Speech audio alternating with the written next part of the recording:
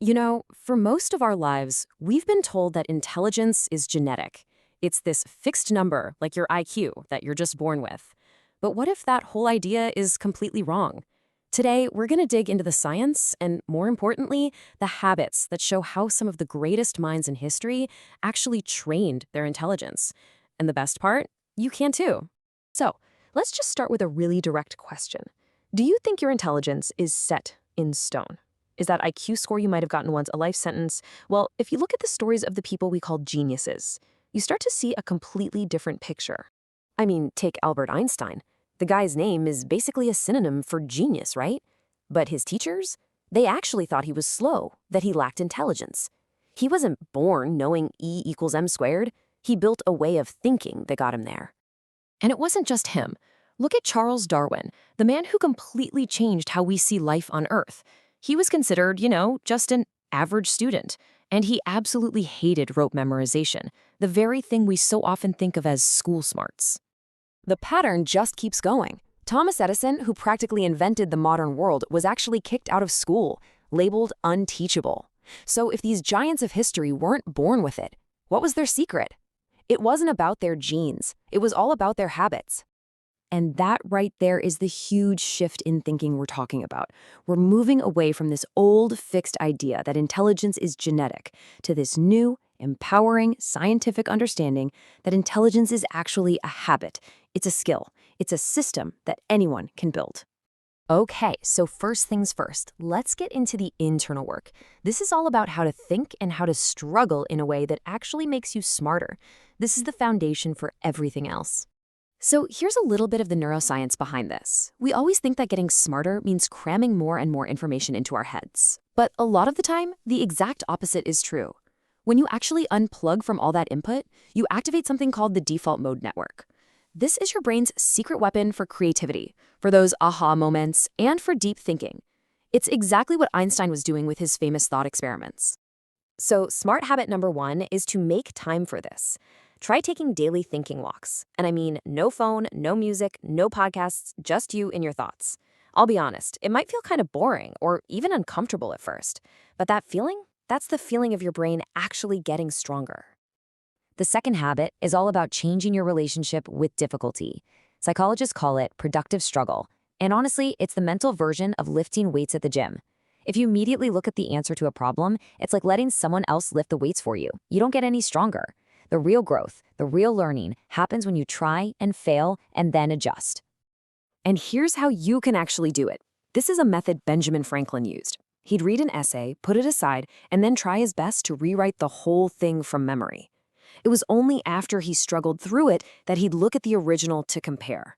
This whole process forces your brain to carve out deeper neural pathways. So remember, struggling isn't a sign that you're not smart, it's the very process that builds intelligence. All right, so once you're generating all these ideas internally, what's next? Well, the next step is to get those ideas out of your head, organize them, and start connecting them to the bigger world of knowledge. The greatest minds don't just write things down to remember them. They write to figure out what they're even thinking in the first place. Just look at Leonardo da Vinci's notebooks. They weren't these neat, tidy records of facts. No way. They were messy, chaotic, living documents where he wrestled with questions, sketched out crazy ideas, and basically made his thoughts real. And get this, modern science totally backs him up. Researchers at places like Princeton and UCLA have found that the simple physical act of writing by hand forces your brain to process information way more deeply. It leads to a much better understanding of concepts than just mindlessly typing notes. Writing isn't just about documentation, it's literally thinking made visible. Okay, this fourth habit is a game changer. It's about building what the famous investor Charlie Munger calls a latticework of mental models. See, true intelligence isn't just about knowing a ton in one specific field. It's about understanding the big, fundamental ideas from lots of different fields, physics, biology, psychology, and then using them to solve problems. This creates incredible mental flexibility. And the way to do this is actually pretty simple. You don't have to become an expert in everything. Just make a goal to spend a little time each week learning one big, new idea from a field that you know absolutely nothing about. This is how your brain starts to make those brilliant, unexpected connections. Okay, finally, let's talk about how to make all this new knowledge actually stick, and how to make sure your brain has the energy it needs to keep performing at its best. This is all about making that growth last. Let's talk about memory for a second. We often think of it as separate from intelligence, but it's not. It's a core component. I mean, Nikola Tesla's memory was so powerful, so well trained, that he could build, test, and even fix complex inventions entirely inside his head. A powerful memory isn't just about remembering facts. It lets you do faster, more complex thinking. And the best news is that memory is a skill you can train, not some talent you're born with. Techniques like active recall, where you try to explain an idea from scratch without looking at your notes, and spaced repetition, they're like weight training for your brain. They don't just help you store information, they literally reorganize your brain for better performance. Now, this next point flies directly in the face of our modern hustle culture. Think about Charles Darwin again, a person who was unbelievably productive. Guess how many hours of focused work he did each day? About 4 to 5. That's it. The rest of his day was all about recovery, walking, resting, and just thinking. And this is the key insight right here. Peak mental performance absolutely requires peak recovery. Your brain doesn't build those new, stronger connections when you're running on empty.